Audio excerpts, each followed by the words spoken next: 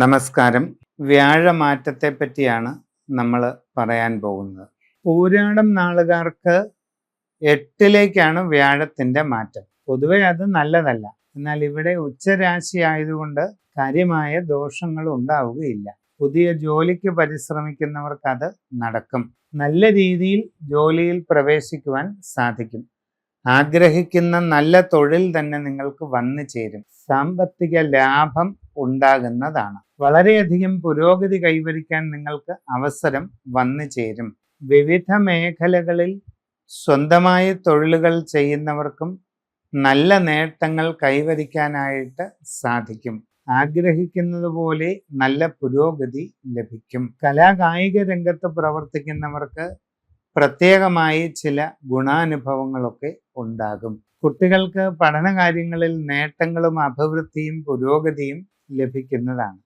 നല്ല രീതിയിൽ ഉപരിപഠന സാധ്യത കാണുന്നുണ്ട്.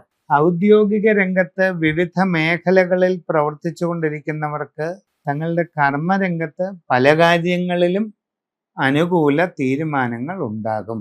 കച്ചവടക്കാർക്ക് സാമ്പത്തിക പുരോഗതി ഉണ്ടാകും. കച്ചവടങ്ങൾ വർദ്ധിക്കാൻ സാധ്യതയുണ്ട്. നിങ്ങളുടെ ബിസിനസ് മേഖലയിൽ കൂടുതൽ വിപുലീകരിച്ച് പ്രവർത്തിക്കാൻ അവസരം ഉണ്ടാകും. കൂടുതൽ വിപുലമായിട്ട് ആ മേഖല പഠിച്ചു മനസ്സിലാക്കി മുമ്പോട്ട് പോകാനും നിങ്ങളെ കൊണ്ട് കഴിയും. അതിലൂടെ സാമ്പത്തികമായി ഉയർച്ചയും പുരോഗതിയും നിങ്ങൾക്ക് കൈവരിക്കാനായിട്ട് കഴിയുന്നതാണ്. ജീവിതത്തിൽ സുപ്രധാനമായ വഴിത്തിരിവിൻ്റെ മാറ്റമാണ് വരാൻ പോകുന്നത്. നിങ്ങൾ ഒട്ടും പ്രതീക്ഷിക്കാത്ത വിസ്മയകരമായ പല മാറ്റങ്ങളും വരികയാണ്. അപ്പോൾ ഈ മാറ്റങ്ങളെല്ലാം തന്നെ അധികവും അനുകൂലമായിരിക്കും എന്നുള്ളതാണ് പ്രധാനം. സമഗ്രവും സമ്പൂർണവുമായ രാശിചിന്തയിലൂടെ വസ്തുതകൾ കണ്ടെത്തി ഉചിത പ്രതിവിധികൾ ചെയ്ത് മുമ്പോട്ട് പോവുക.